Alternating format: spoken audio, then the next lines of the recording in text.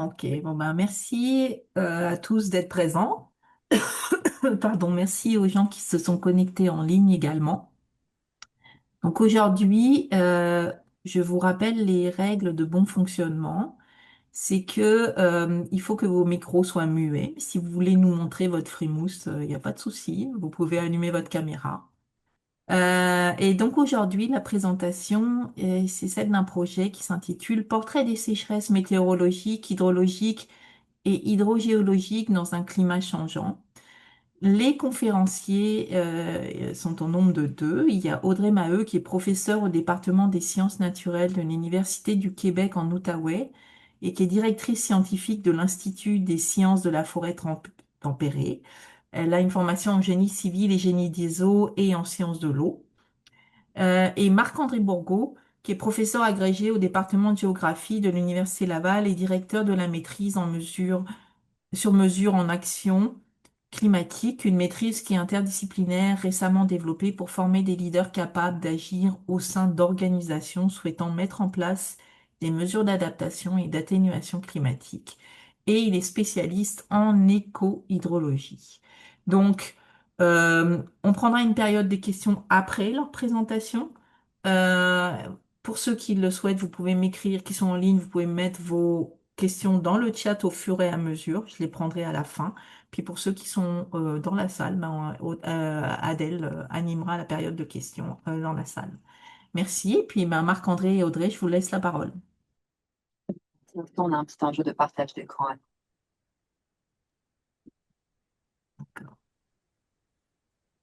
Que vous voyez correctement l'écran de Oui, ça partage y est, on le voit. ensuite. Super. Merci.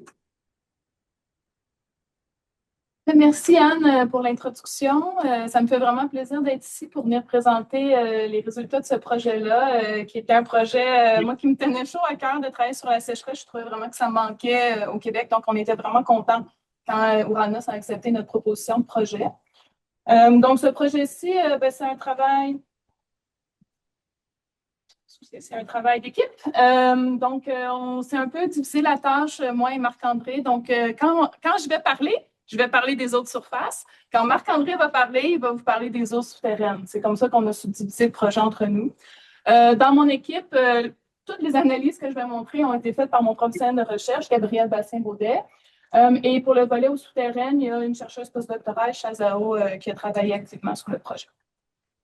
Donc, ce projet, il porte sur les sécheresses. Donc, la première chose que je vais faire, c'est un peu définir de quoi on parle quand on s'intéresse aux sécheresses. La première chose qu'on a regardée, c'est les sécheresses d'un point de vue météo. C'est les sécheresses d'un point de vue météo. Puis les sécheresses d'un point de vue météo, c'est quand on a des conditions météo, par exemple les précipitations, qui vont dévier largement de la moyenne à long terme. La moyenne à long terme, ce serait les précipitations, une moyenne de 30 ans historique, par exemple. Donc, c'est généralement comment on définit les sécheresses. Donc, on n'a pas nécessairement un manque d'eau. On a moins d'eau que la normale. C'est vraiment comme ça qu'on l'a défini.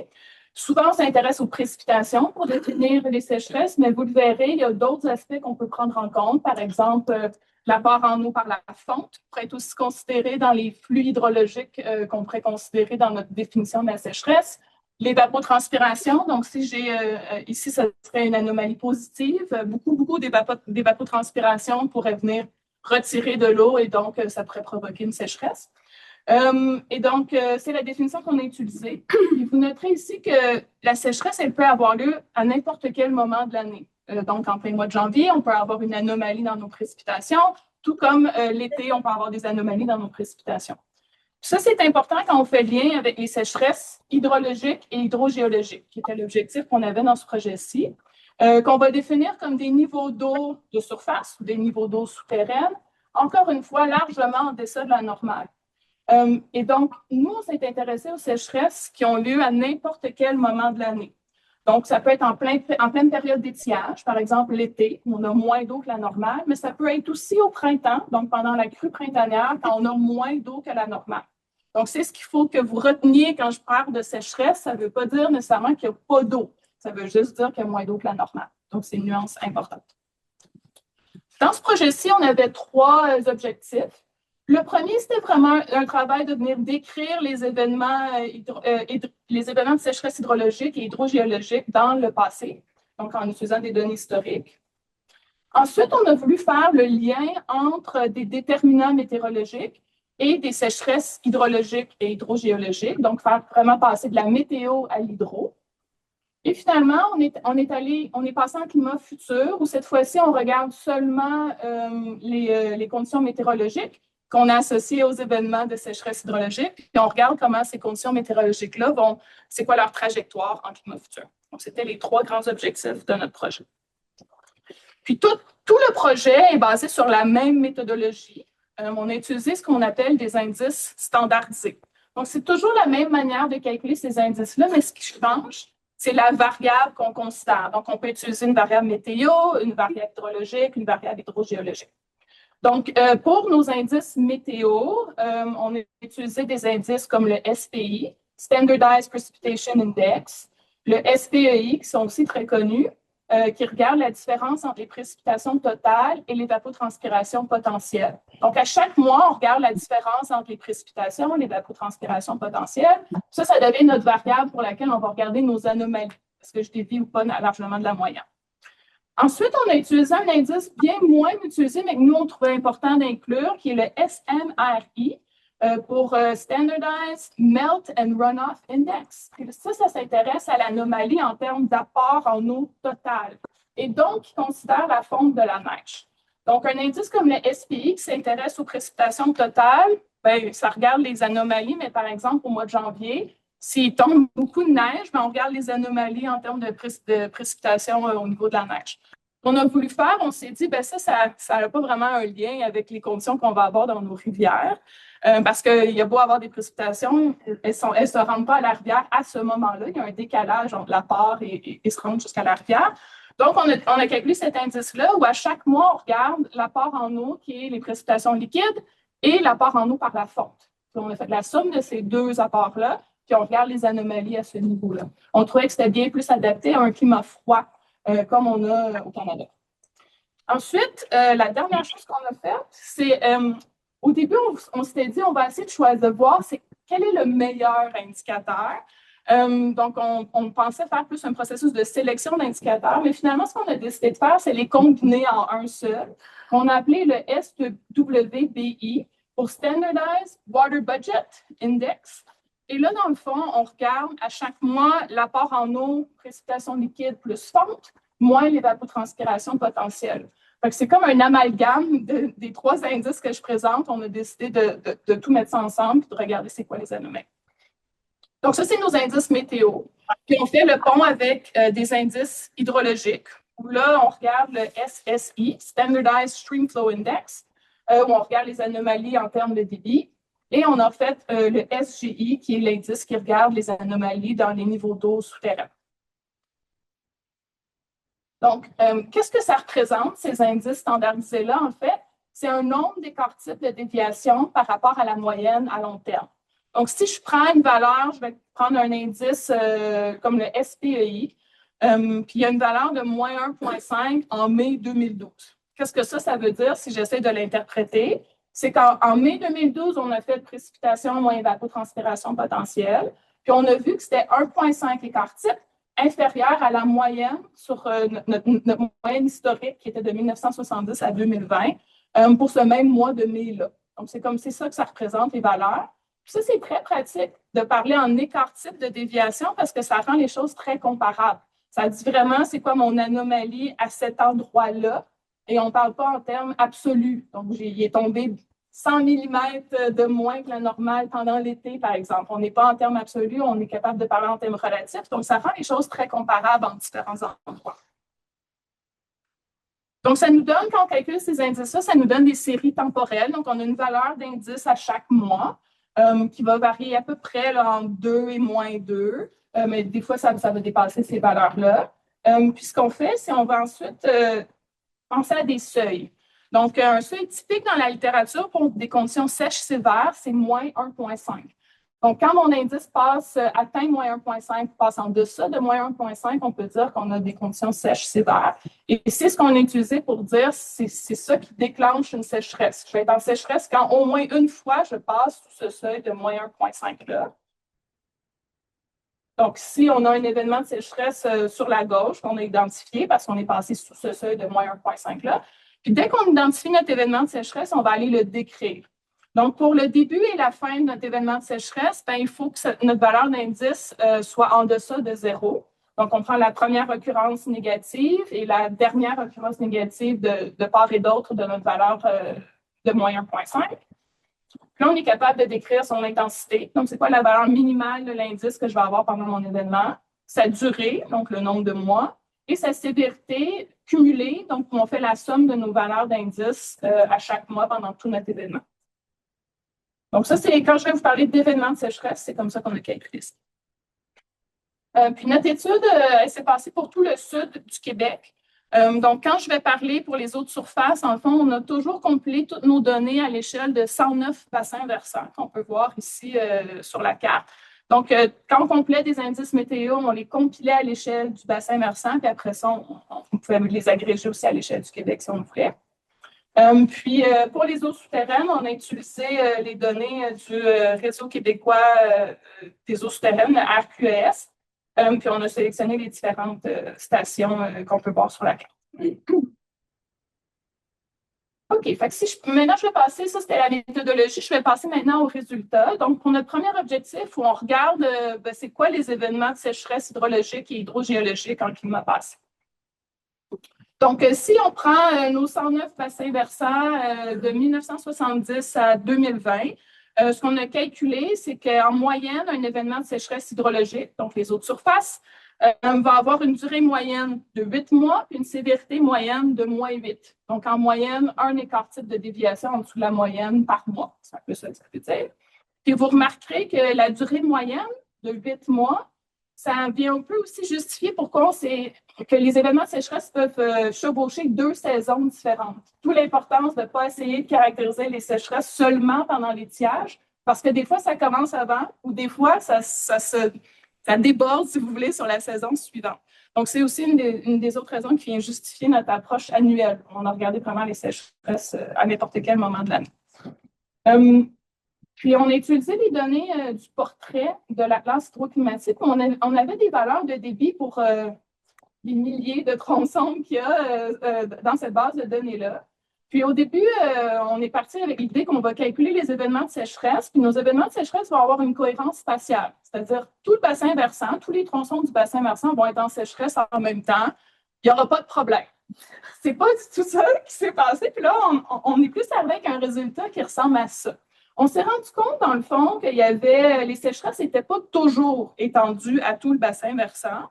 Puis qu'en moyenne, pour un événement de sécheresse donné, c'est 61 du réseau hydrographique en termes de longueur qui est en sécheresse pour un événement donné, pour un bassin versant donné.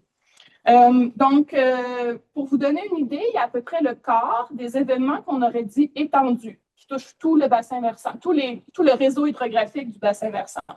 Et au contraire, il y avait un autre quart d'événements qu'on aurait dit localisés, donc qui touchent moins de 25 du réseau hydrographique dans mon bassin versant. Donc, ce que ça nous dit, c'est qu'il faut vraiment faire attention si on prend, par exemple, une seule station hydrométrique pour dire on est en sécheresse, ça ne nous donne pas nécessairement un portrait complet de tout ce qui se passe dans le bassin versant. Puis c'est l'exercice qu'on a voulu faire après, c'est de voir, par exemple, si j'utilise le réseau hydrométrique, j'ai des données de débit, puis j'essaie de caractériser les sécheresses avec une seule station par bassin versant. Nous, on a pris un tronçon au hasard, on a aussi pris un tronçon le plus proche de l'exutoire du bassin versant, puis on a fait semblant que c'était ça notre station hydrométrique. Puis ce qu'on se rend compte, c'est qu'en moyenne, il y a un tiers des événements de sécheresse qu'on n'aurait pas vus si on avait pris un seul point dans notre bassin versant pour être capable de caractériser les sécheresses. Puis on a estimé qu'on avait besoin entre 0,5 et une station par 100 km² d'aire de drainage pour être capable de détecter tous les événements de sécheresse historiques dans notre bassin versant. Puis pour vous donner un point de comparaison, le réseau hydrométrique actuel, il compte 0,005 à 0,8 stations par 100 km². Fait qu'on voit qu'on passe probablement à côté de certains événements de sécheresse si on utilise seulement le réseau hydrométrique. D'où l'intérêt d'avoir des jeux de données spatialisés, comme le portrait de la classe hydroclimatique. Puis donc, notre règle du pouce, en appliquant notre règle du pouce, ce qu'on a réussi à calculer, c'est qu'en moyenne, il y avait à peu près le quart des événements de sécheresse dans les eaux de surface qui ne seraient pas détectés avec une seule station par bassin versant. André. Oui, donc peut-être pour faire du pouce sur ce que Audrey a dit, donc les sécheresses hydrogéologiques en fait ont été identifiées à l'aide des données qui provenaient du réseau de suivi des eaux souterraines. Le jeu de données, en fait, il comptait 263 stations de mesure qui étaient actives, qui étaient réparties sur tout le Québec. L'essentiel, comme on peut voir là, ici du réseau, en fait, était aménagé depuis 2008 en vue de mesurer les variations de niveau d'eau et de température pour voir s'il y avait des tendances au niveau des changements climatiques. Parmi l'ensemble des données, puis je vous explique tout ça parce que vous allez comprendre ici la figure, on a en fait, parmi les 263 stations, on a écarté toutes les stations qui avaient en fait, qui n'avaient pas, qui avaient des trous de 10 ans. En fait, on a tout écarté les stations qui contenaient moins de 10 ans de données et qui contenaient 10 jours consécutifs de manque de données. Ça a totalisé 66 stations qui incluent 34 piézomètres en nappe libre et en nappe captive. Parmi ces 66 stations, comme on peut voir là sur la figure en plein centre, ça fait 23 puits qui sont en fait, 34 piézomètres qui sont en nappe captive et 32 piézomètres en nappe libre.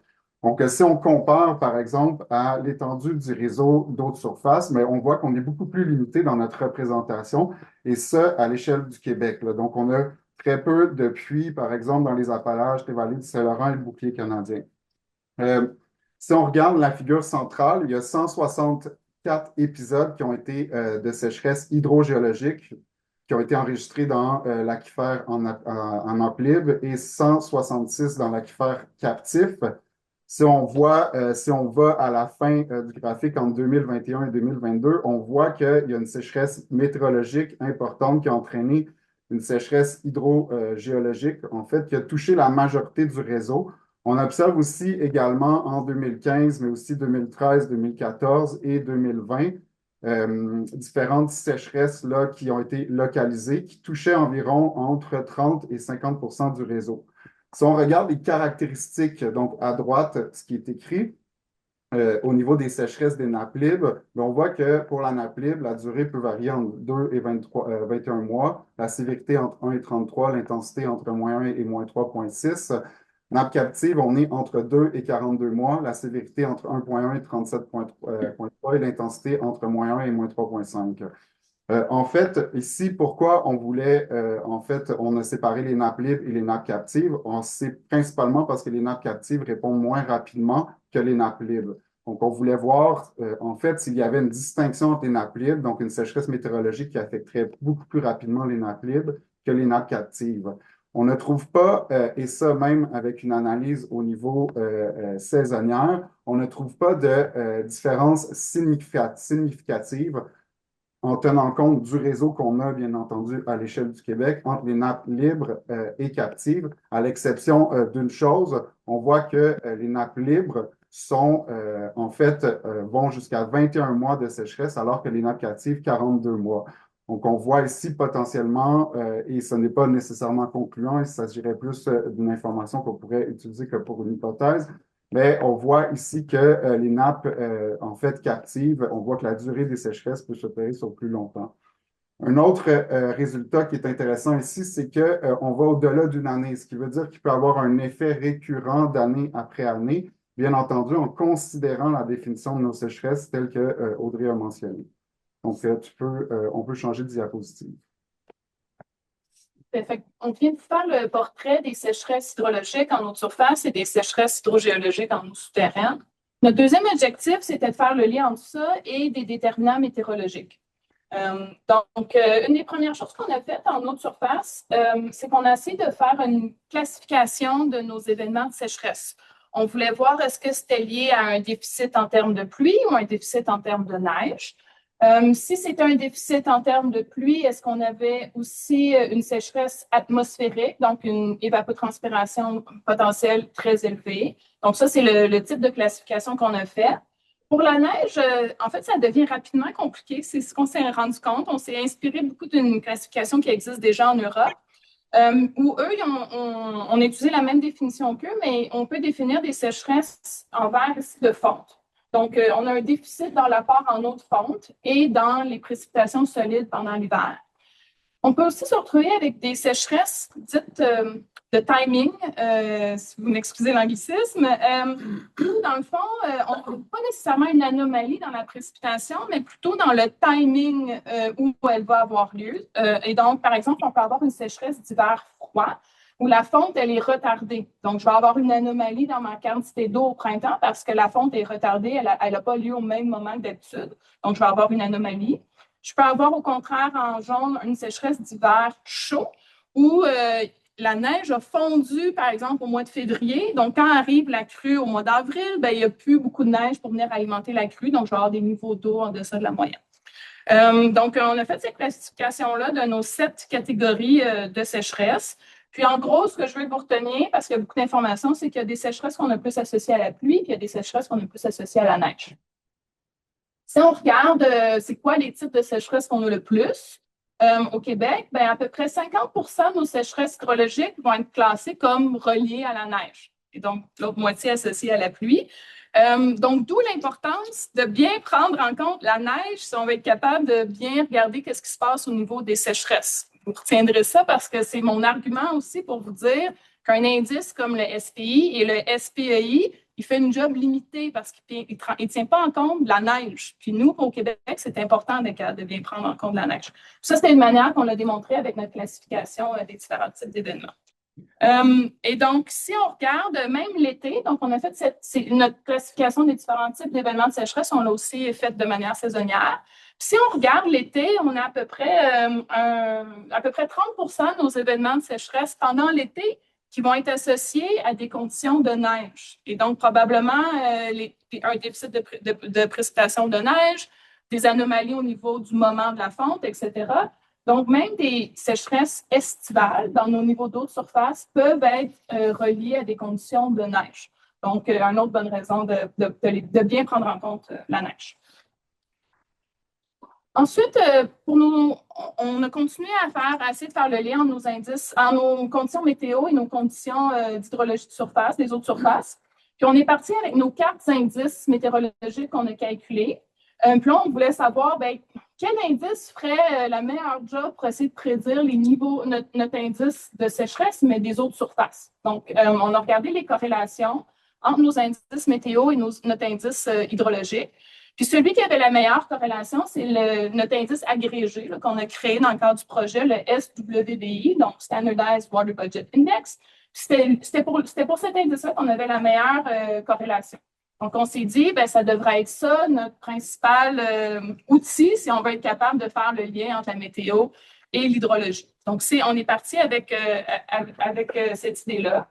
Puis, si on fait ce lien-là entre les conditions météo définies par notre indice SWBI et les sécheresses hydrologiques définies par rapport au niveau d'eau de surface, ce qu'on voit en termes de propagation, c'est que 50% des conditions sèches météo vont se propager en sécheresse hydrologique, donc au niveau des eaux de surface. Donc, ce n'est pas parce que systématiquement, on a une anomalie en termes de conditions météo que ça va se traduire par des anomalies en termes des niveaux d'eau de surface. Ça, c'est quelque chose qu'on voit beaucoup dans la littérature. On n'est pas les seuls à avoir vu ce type de taux de propagation-là. On le voit aussi ailleurs dans le monde. Mais au Québec, ça ressemble à ça. Puis, on a essayé de développer un cadre un peu plus prédictif pour faire le lien entre notre indicateur SWBI et nos conditions de sécheresse pour les eaux de surface. Puis, on a développé un modèle ERDO, qui est en fait un modèle qui se développe, qui s'applique en 2 temps. Donc, en premier, on a utilisé notre indice de conditions météo pour prédire la probabilité que ça se transforme en sécheresse hydrologique. Donc, ça, c'est l'étape 1. Puis, si ça se transforme en sécheresse hydrologique, on essaie de prédire la sévérité de cette sécheresse hydrologique-là. Donc, ça, c'est le modèle on voulait mettre la table si on avait à développer un outil prédictif, ça pourrait ressembler à ça. On était capable d'avoir une vraiment bonne performance avec notre indice météo qu'on a développé, le SWBI. Marc-André.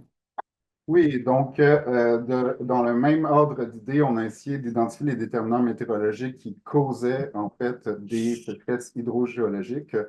On a évalué les liens statistiques entre les SGI, donc l'indice qui permet d'évaluer la sécheresse hydrogéologique, et les autres indices normalisés. C'est ce qu'on voit dans la figure ici en bas à gauche.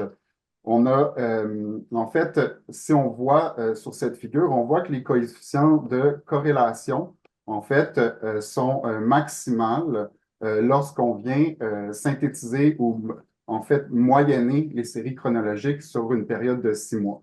Donc, la corrélation maximale à des périodes d'accumulation de 6 mois, elle est maximale. Ce que ça veut dire, c'est que puisque les eaux souterraines répondent moins rapidement que les eaux de surface, ben, il faut traiter le signal un peu différemment puisque, dans le fond, la sécheresse météorologique va se traduire plus lentement au niveau hydrogéologique. Donc, ça veut dire qu'ici, en fait, on prend une période d'accumulation dans les séries chronologiques qui est de 6 mois. L'autre résultat qu'on a trouvé, c'est qu'il n'y a aucune distinction significative entre les différents indices. Donc, si on voit ici les différentes couleurs, il y a le SPI, SPEI et le SWBI. Et ce qu'on voit pour une même période d'accumulation, on voit que les médianes ne sont pas statistiquement différentes et ils sont presque identiques, et ce, indépendamment du type d'aquifère. Donc, si on est en nappe captive ou en nappe libre. Donc, ici, on est encore un peu surpris de ne pas voir cette distinction au niveau des nappes captives et libres. C'est quelque chose aussi qui a été retrouvé dans d'autres études préalables, là, donc cette faible distinction ou même cette absence de distinction entre les deux types d'aquifères.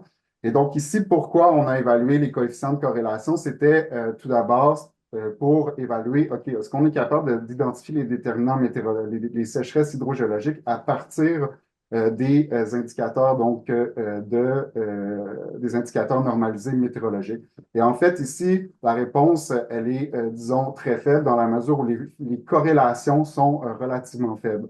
Donc, on n'a pas nécessairement un bon lien, on observe une faible corrélation entre les SGI et les indices météorologiques. On peut changer de diapositive.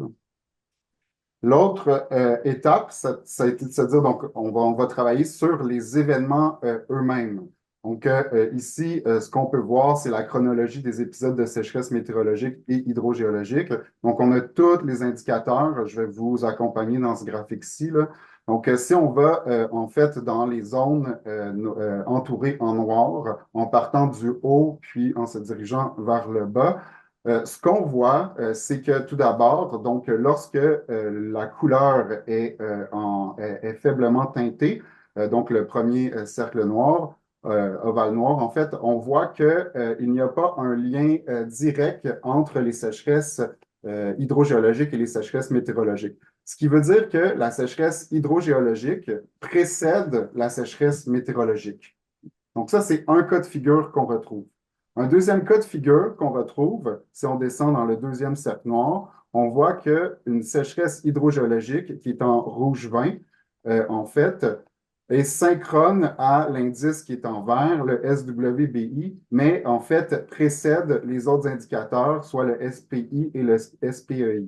Donc, ce qui veut dire que ici, dans ce cas-là, la sécheresse, l'indicateur en fait de bilan hydrique, donc le SWBI, peut être en fait un prédicteur potentiel de la sécheresse hydrogéologique. Donc ça, c'est un autre cas en fait qui arrive lorsqu'on va à l'échelle événementielle. Il y a d'autres cas, donc si on s'en va au troisième cercle noir, en fait, sous le nom de Saint-Luc de Bellechasse, on voit en fait apparaître une sécheresse hydrogéologique qui n'a en fait aucune explication, donc ne peut pas être reliée spécifiquement, en fait, qui a potentiellement une explication, mais qui n'est pas reliée spécifiquement aux sécheresses météorologiques. Donc, on a d'autres cas d'études ici où, même si on essayait de pouvoir prédire cette sécheresse-là, ben, les indices normalisés météorologiques ne sont pas des bons prédicteurs. Et par la suite, le quatrième ovale noir plus bas, qui est un cas, en fait, typique auquel on pourrait s'attendre. On a la ligne rouge vin qui, en fait, apparaît après l'ensemble des sécheresses météorologiques, donc le SPI, SPEI et le SWBI. Donc, en fait, on a une sécheresse qui se bâtit tranquillement suite à des conditions, en fait, sous la normale des conditions météorologiques. Donc, on a 4 cas d'études. Ces 4 cas d'études-là peuvent avoir une influence sur notre capacité de pouvoir prédire les sécheresses hydrogéologiques à partir d'indicateurs météorologiques.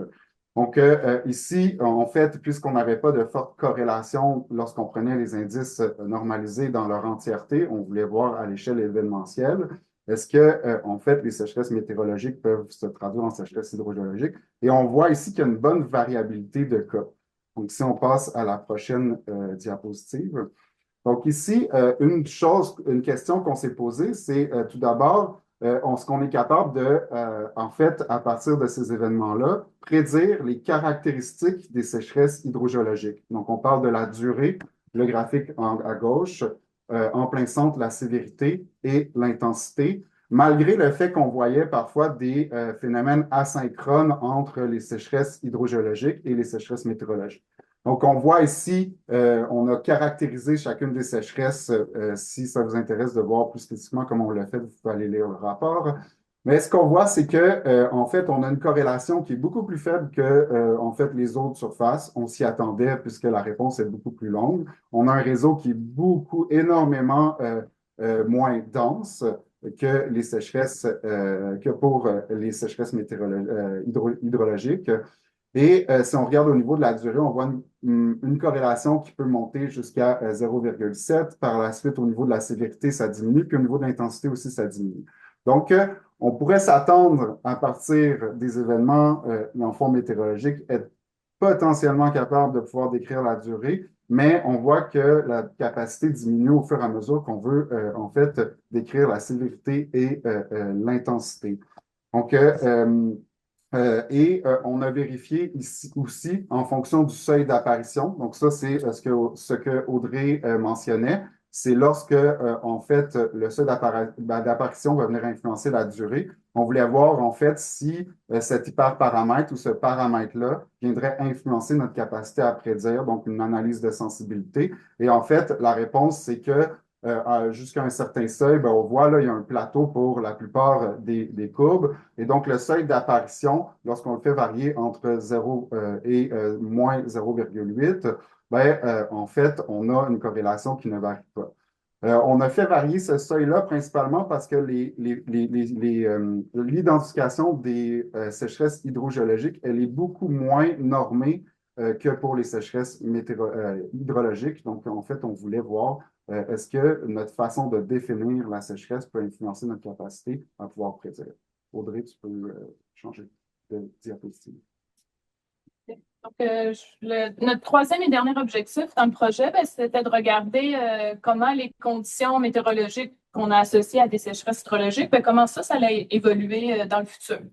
Donc, on a pris nos 4 indices météo, SPI, SPEI, SMRI, SWBI, et on a fait des projections dans le futur. Toutes les données que je vais présenter, les projections, c'est avec SSP3 7.0, donc un scénario à émission élevée. Mais on l'a fait aussi pour le 4.5, c'est juste que je ne le présente pas aujourd'hui, mais il est dans le rapport. Donc, on a regardé comment nos indices évoluaient, nos indices météo allaient évoluer en climat futur. Donc, à l'échelle annuelle, donc si on les calcule vraiment avec une période d'agrégation de 12 mois, ce qu'on voit, c'est rien de très surprenant, mais une tendance vers des conditions météo plus humides. On n'est pas les premiers à montrer ça. Mais j'attire déjà votre attention sur le fait que les courbes des différents indices ne montrent pas la même ampleur de tendance. Donc, on observe déjà des différences entre nos différents indices quand on essaie de faire des projections. Donc, après avoir fait l'échelle annuelle, ce qu'on a regardé, oui, on a une tendance significative à la hausse, désolé, j'ai oublié de le dire, mais l'effet varie selon les indices. Puis, dans le fond, cette tendance-là vers des conditions plus humides, elle va être moindre pour les 2 indices qui considèrent l'évapotranspiration potentielle. Ce qu'on a assez décortiqué aussi, c'est qu'à l'échelle annuelle, on a des conditions plus humides, mais on projette aussi des conditions météo sèches plus sévères. Donc, dans le fond, ce qu'on perd, c'est les conditions qui étaient proches de la moyenne.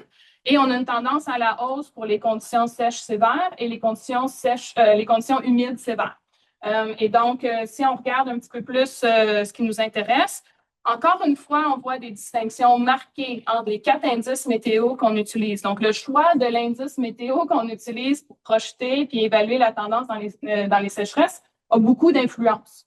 Parce que si on avait pris un indice en bleu comme le SPI, qui regarde les anomalies dans les précipitations totales, on ne verrait pas cette tendance-là dans une augmentation des conditions sèches sévères, alors que nos 3 autres indices le montrent, une tendance à la hausse, avec la plus forte tendance à la hausse, avec notre indice qui tient compte de la fonte et de l'évapotranspiration potentielle. Donc, il y a vraiment une question de quel processus on considère dans ces indices-là. Bien, ça vient influencer les projections futures. Et donc, c'est ce que je disais ici. J'ai fait un petit zoom pour bien montrer la distinction, mais on a vraiment des distinctions importantes pour notre indice en vert ici qui tient compte de la fonte et l'évapotranspiration potentielle. C'est vraiment la plus forte tendance à la hausse dans les conditions sèches sévères avec cet indice-là. Puis partant de là, on a voulu regarder, donc ici on s'intéressait surtout aux conditions, aux valeurs d'indice, les tendances temporelles. On a voulu regarder ce qui se passait en termes d'événements. Donc les événements de sécheresse, eux, comment ils allaient varier dans le futur. Donc on voit une tendance à la hausse dans le nombre de sécheresses qu'on va avoir. Ici, c'est le nombre annuel moyen qu'on va avoir.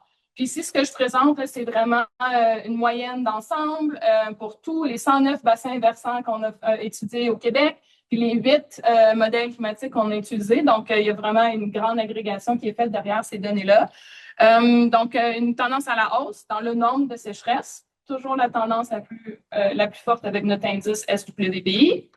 Une augmentation aussi de l'intensité des sécheresses. Donc, l'intensité, c'était vraiment la valeur minimale d'indice qu'on allait avoir durant notre événement.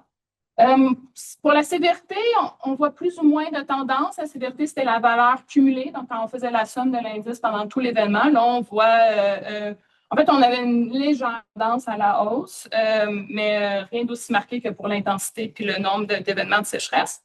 Puis, si on regarde la durée, on avait une tendance à la baisse.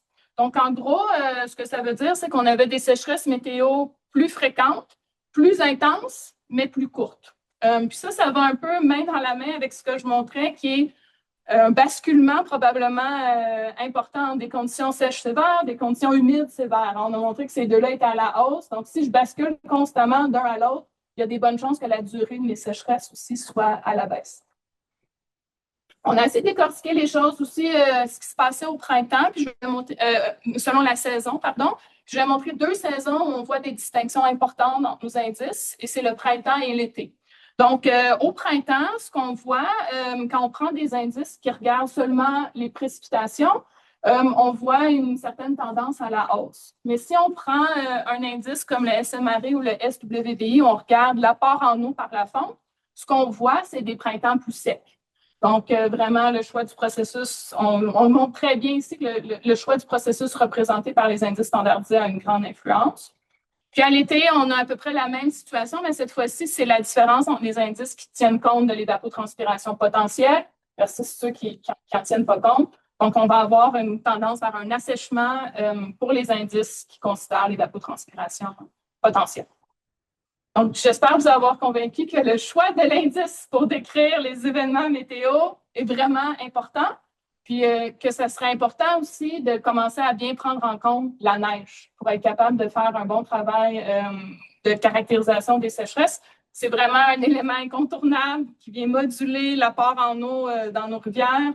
Donc, ça serait vraiment important que nos indices météo reflètent aussi ce processus-là.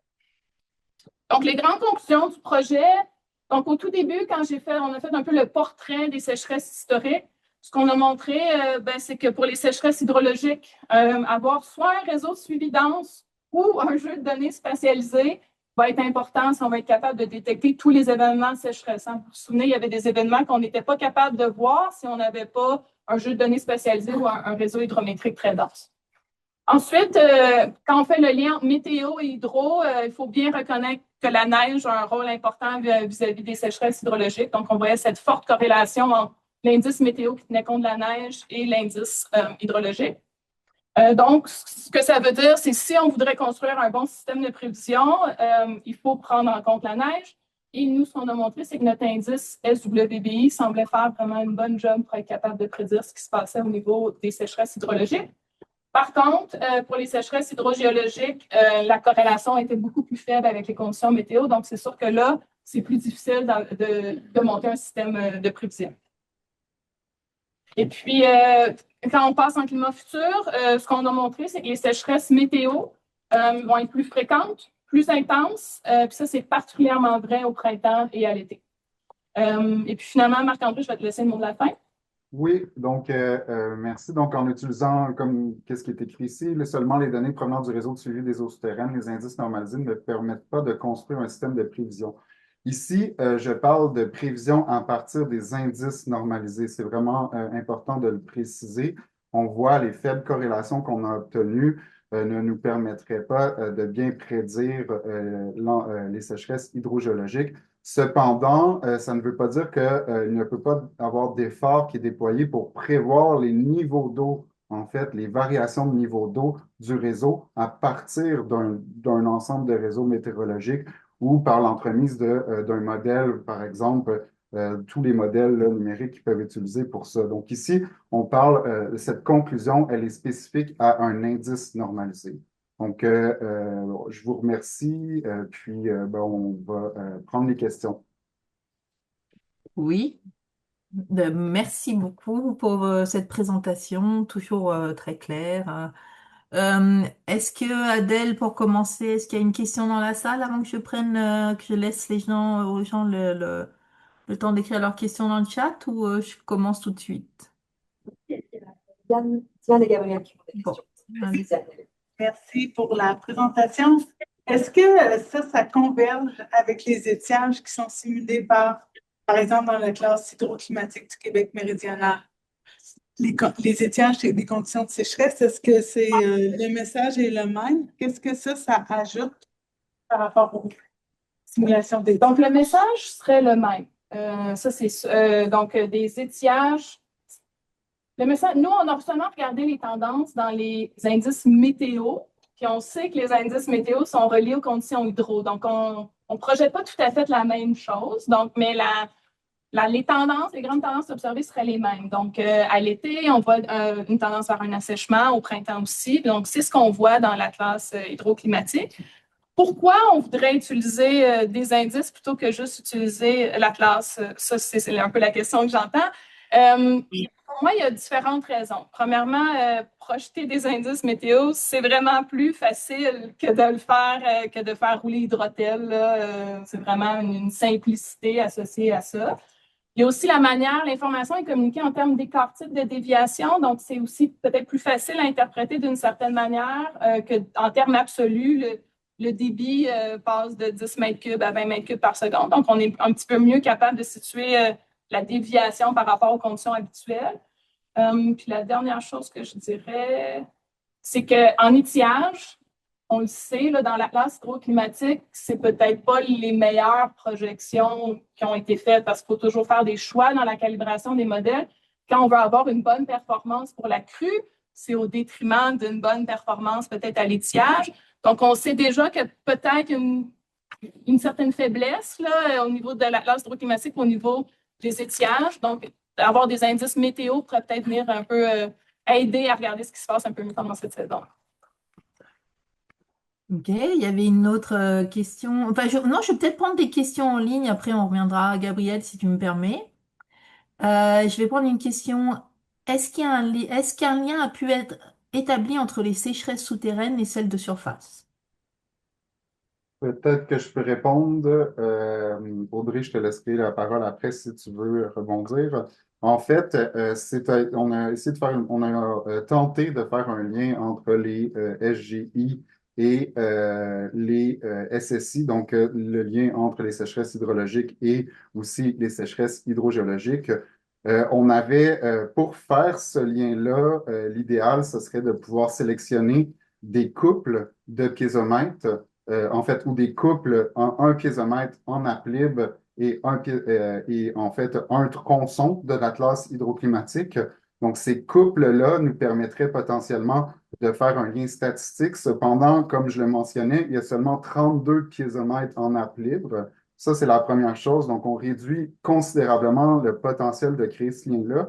Et par ailleurs, si on regarde les distances entre les piézomètres de nappe libre et le tronçon, sont bien au-delà là, de 500 mètres et même 1 kilomètre, ce qui fait qu'on réduit encore considérablement notre capacité de pouvoir faire le lien statistique. Donc, le nombre de sécheresses hydrogéologiques qui est déjà limité avec le nombre de pluies qu'on a en nappe libre, ben, en fait, ça devient, c'est presque impossible là, en ce moment de pouvoir faire ce lien-là statistique. Ok, je pose une deuxième question, puis après, je laisserai la parole à Gabrielle, je reviendrai aux questions en ligne. Deux petites questions. Avez-vous regardé la relation entre la superficie du bassin versant et la sensibilité aux sécheresses? Et je vais poser ça. Et avez-vous analysé la persistance des étiages, c'est-à-dire le cycle de séquence de plusieurs années de sécheresse?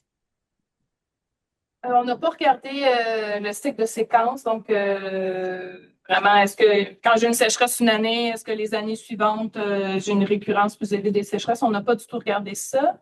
Puis l'autre, le lien entre La relation entre la superficie du bassin versant et la sensibilité aux sécheresses. oui, ça non plus. On n'a pas regardé, mais il faut aussi se rappeler comment on définit nos sécheresses. Dans le fond, c'est toujours en termes relatifs par rapport à ce bassin versant-là, c'est quoi les déviations par rapport à la normale. Donc, en principe, je ne m'attendrais pas à une grande sensibilité à l'air de drainage. Je veux dire, c'est un peu ça l'intérêt d'avoir ces indices standardisés-là, c'est d'essayer de mettre ça de côté puis de vraiment se concentrer sur les déviations propres à ce bassin versant-là. Merci. Peut-être Je ajouter un vais point laisser ici. Pardon? Ouais, sur la persistance, là, en fait, comme vous avez vu au niveau hydrogéologique, là, les séries chronologiques ou ce qu'on vous montrait en termes de durée, ça va jusqu'environ à 2012 et certaines jusqu'à 2008. Donc, en fait, analyser la persistance est très...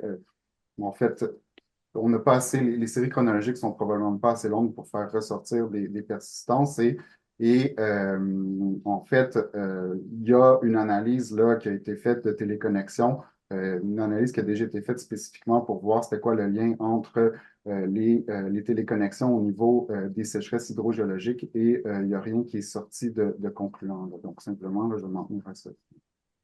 Merci. Gabrielle, je te passe la parole et je reviendrai aux questions en ligne. En fait, j'avais une question au niveau de la neige. J'entends très bien là, l'utilité d'ajouter la neige. À Ouranos, ça a été un défi d'amener ça par portrait climatique en post-traitant des données de modèles climatiques. Là, ça a été tout un projet là, pour amener ça. Fait que j'aimerais avoir peut-être un retour d'expérience pour vous de l'utilisation d'un modèle quand même simple, là, HPV. Est-ce que ça a bien fonctionné? Est-ce que ça semble réaliste? Est-ce que vous avez comparé en période historique si les valeurs semblaient bonnes ou pas?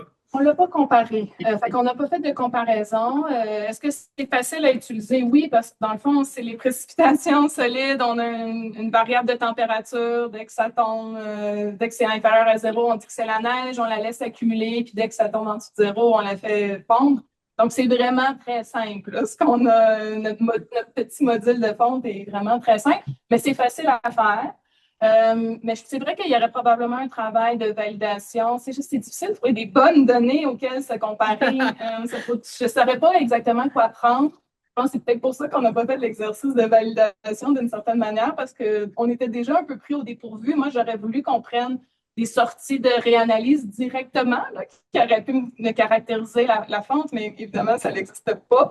Donc, on a été obligé de la calculer nous-mêmes. Donc, je comprends que, par exemple, c'est difficile, mais je pense que l'effort en vaut la peine. Parce que, justement, on montre que c'est important, donc ça vaut la peine de mettre des efforts là-dessus. C'est ce que je dirais. Merci. Merci. Est-ce que... Oui? Il y avait deux questions. Ouais. Mais je ne sais pas si tu veux une autre question là-dessus ou pas. Non, c'est pas une question sur la neige. Est-ce que là, c'est une poursuite de la question sur la neige ou je peux passer à autre chose? Oui, c'est dans la Une neige. question sur la neige, ouais. Vas-y. Moi, je me demandais, merci, c'est une bonne présentation. Je me demandais dans les projections futures, donc les indices standardisés qui comportent la neige, c'est eux qui changent le plus. Mais est-ce que ce serait pertinent de faire la distinction entre, parce que tu sais, il y a la question de la saisonnalité de la neige. Donc, si on a un plus grand étiage, ben, ça va être précédé par une plus grande crue aussi, si la neige fond plus tôt dans l'année. Donc, est-ce Ça peut que fondre aussi par par petits événements de fonte. Fait que ça ne veut pas nécessairement dire que ça. Je pense pas qu'on peut faire le lien direct entre si j'ai si j'ai un décalage là, dans ma crue, si j'ai une sécheresse printanière, j'ai nécessairement une plus grande crue avant, parce qu'on le sait, là, les patrons de fonte, c'est plus intermittent. Là. Donc, ils font un petit peu, ils retombent la neige, ils font un petit peu. Fait que je pense pas qu'on peut faire ce lien-là. c'est Mais pas je une question de saisonnalité? mais il y a une question de saisonnalité importante. Mais beaucoup de nos opérations et de nos écosystèmes sont un peu centrés sur le fait qu'il y a de l'eau à un certain moment. Donc, nous, c'est ça qu'on a regardé. Est-ce que le moment où l'eau, elle arrive, est-ce que c'est le même? Donc, de regarder, c'est quoi est-ce qu'il y a vraiment moins d'eau? On pourrait le faire. Nous, c'est pas ce qu'on a choisi de faire, mais on aurait pu le faire. Mais nous, c'est vrai qu'il y a vraiment une question de timing. Des fois, il y a moins d'eau au mois d'avril, mais c'est parce que toute l'eau est arrivée au mois de mars. Tu as raison, si c'est ça. Dans certains cas, c'est ça qui arrive. Dans d'autres cas, pas nécessairement, mais dans certains cas, ça peut être vraiment des décalages au niveau de timing. Mais on a essayé d'aller chercher ça dans l'arbre qu'on faisait où on classait nos types de sécheresse. On a essayé d'aller justement catégoriser c'était quoi les types d'événements de sécheresse pour un peu aller dire il y a des sécheresses, c'est juste des sécheresses, c'est des sécheresses de timing.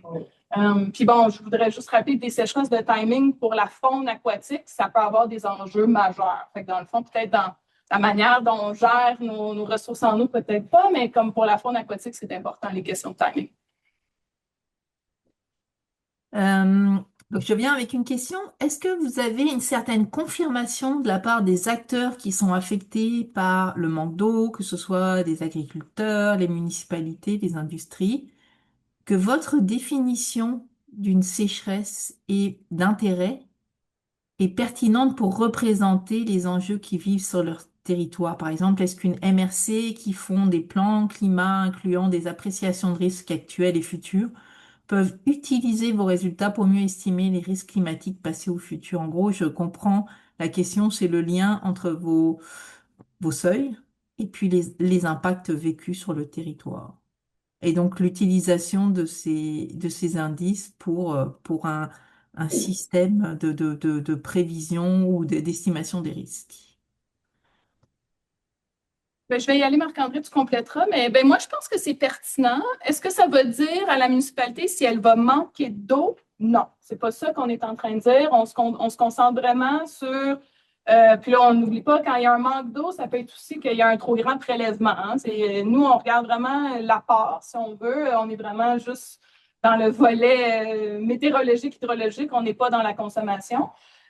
Puis nous, ce qu'on est capable de dire, ben, est-ce que ces apports-là vont varier? Fait que ça, je pense que ça a une utilité pour les municipalités. Puis là, ce qu'on ne sait pas, c'est nous, on a pris un seuil de moins 1,5. Donc, dès que je suis 1,5 écart-type en dessous de la moyenne à long terme, nous, on dit qu'on est en sécheresse. Est-ce que c'est le meilleur seuil? On ne le sait pas. C'est un seuil qui est utilisé dans la littérature. On s'est basé sur ça, incluant le climat tempéré en Europe. Donc, c'est un peu le mieux qu'on pouvait faire. Mais ça se pourrait qu'au Québec, un seuil de moins 1,5, il y a encore bien en masse de l'eau là, dans nos rivières. Mais ça, je pense qu'on ne le sait pas tout à fait. J'ai proposé un projet pour qu'on regarde justement c'est quoi le meilleur seuil applicable ici au Québec. Donc, j'entends un appui fort pour ce projet. J'entends dans cette question-là. En plus, ça vient du directeur, la question, donc bravo. Donc, là, Euh, je fais juste un point là, ici. Dans le fond, c'est peut-être pour rebondir sur ce qu'Audrey dit. Là, donc, c'est la prochaine étape là, de voir, OK, est-ce que les indices normalisés ont une signification au niveau régional? Après ça, tout comme si on s'en va vers les inondations, un système de prévision comme Vigilance, il y a des seuils adaptés régionalement. Donc, en fait, ce serait probablement le même défi, c'est que ces seuils-là, identifiés à partir des indices normalisés, devraient être en fait identifiés régionalement et l'échelle de la signification ou l'échelle à laquelle, au fond, l'indice peut nous donner une information, mais elle devrait aussi être déterminée. Là. Donc, ici, il y a tout un travail là, qui lie autant les sciences quantitatives et qualitatives dans la mesure où ces seuils-là sont aussi socio-économiques ou même humains, là. Donc, clairement, c'est quelque chose qui est à développer. Ouais. Est-ce que vous avez appliqué des lags de temps sur les séries piézométriques, temps de réponse des aquifères libres, pour bien détecter l'impact des sécheresses météorologiques? Oui, en fait, ce qu'on a fait, c'est que donc la question est plus au niveau événementiel. Donc, une fois qu'on a identifié les sécheresses hydrogéologiques, on a regardé spécifiquement, en fait, s'il y avait un lag, donc avec des corrélations croisées entre les différents indices normalisés. Ces lags-là pouvaient varier entre 0 et 12 mois. Et par la suite, cette valeur-là, elle était en fait utilisée pour faire l'association, donc l'appariement entre une sécheresse météorologique et une sécheresse hydrogéologique. Donc, en fait, je ne l'ai pas mentionné ou je ne l'ai pas détaillé dans la présentation puisque c'était un peu trop technique, mais c'est clairement décrit là, dans le rapport là, que ces corrélations croisées ont été utilisées pour faire l'appariement. Ok. Je vais prendre des questions un peu. La prévision de sécheresse hydrologique plus courte à l'avenir semble contredire la notion de ralentissement du courant G polaire qui serait propice à des situations de blocage atmosphérique, qui, elles, favoriseraient des périodes sèches plus longues. Commentaire. Donc là, je ne sais pas si vous ou si les collègues qui sont en climato dans la salle ont Ouais, des... moi, je suis pas équipée pour commenter cette question-là. C'est Ouais, nettement prématuré comme lien, là. d'accord. Bon. Prématuré dans le sens où on a encore besoin d'en savoir plus sur les blocages atmosphériques, c'est ça, Hélène? Oui, ben, premièrement, de connaître leur importance réelle au Québec. Il y a des endroits, il y a d'autres endroits au Canada où ce lien-là est beaucoup plus clair qu'au Québec. Puis, les aspects de circulation atmosphérique, autant en changement climatique, les aspects un peu plus thermodynamiques là, sont un peu plus compris. Sur le lien avec la circulation, il y a un peu plus d'incertitude là-dedans. Donc, ça peut être encore, ça, je dirais que c'est une hypothèse à explorer encore plutôt qu'un constat sur lequel on peut faire des conclusions avec des certitudes. Ok. C'est pour le Je vais poser. Est-ce qu'il y a une question dans la salle avant que je pose une dernière question en ligne? Oui, il va y avoir une question de Pierre. Oui. Ah bah oui, ben alors on va finir par celle-là, Pierre. Finir, tu veux faire ça? Non, vas-y, je te laisse finir par ta question, puis après je conclurai. Euh, tu sais, donc, en mode projection, on peut supposer, ben, c'est clair que tu sais, ces sécheresses-là et ces indicateurs-là, elles doivent être présentes dans le système de modélisation lui-même. Tu sais. Puis les systèmes de modélisation climatique, et surtout les régionaux, ont des schémas de surface très sophistiqués, quand même assez détaillés. Euh, Est-ce que vous avez déjà considéré utiliser l'information présente dans ces modèles-là pour comprendre les populations différentes? C'est tellement complexe. L'évapotranspiration, la fonte de la neige, tout ça, il y a tellement de degrés de liberté de tout ça que, puis même sur un bassin versant, donc quand on regarde l'évolution du bassin de la neige, du bassin versant, parce qu'il y a beaucoup, quand on détecte tout, puis qu'on utilise des modèles simples sur des surfaces grandes comme le Québec, ça fait beaucoup d'approximations qui peuvent être là. Mais je suis d'accord que ça fait beaucoup d'approximations, mais ça a l'avantage d'être capable de dégager des grandes tendances fortes. Puis je pense que c'est ça qu'on a fait. On est capable de dégager des grandes tendances fortes parce qu'il y a beaucoup d'approximations, mais on les voit quand même, ces tendances-là dans nos indices. Fait que moi, ça m'encourage. Ça me dit, d'un certain sens, c'est bien. On n'aurait pas pu faire l'exercice de 8 modèles climatiques, toute l'échelle, tout le sud du Québec, en tout cas aussi facilement si on l'avait fait directement avec les modèles de surface, je pense. Non, en utilisant l'information des modèles de surface. Parce que OK. tout est là. Tu sais, la radiation, la neige, tout ça, toutes les variables sont là. C'était surtout ça. C'était surtout ça. Ben, on l'a fait d'une certaine manière parce qu'on prend les sorties des modèles climatiques. Peut-être que je comprends pas mal la question. C'est recalculé. Ah oui, dans ce qu'on fait un peu en offline. Oui, oui, je comprends. Oui, fait que c'est vrai qu'on aurait pu aller à la source Oui, je comprends. Avec tout ce qui est. Oui, je comprends. On aurait pu faire ça. Puis je ne sais pas si on verrait des différences. C'est vrai que ce sera un exercice pertinent. Merci, je pense qu'on arrive au bout. J'ai quelques questions techniques qui viennent de collèges. Je vous les enverrai par courriel, Marc-André, et j'en ai trois, mais vous verrez si vous voulez y répondre. Et je vous remercie pour votre présentation, pour le projet. Audrey, je suis vraiment désolée de ne pas pouvoir te voir en vrai. Je suis vraiment, je m'excuse.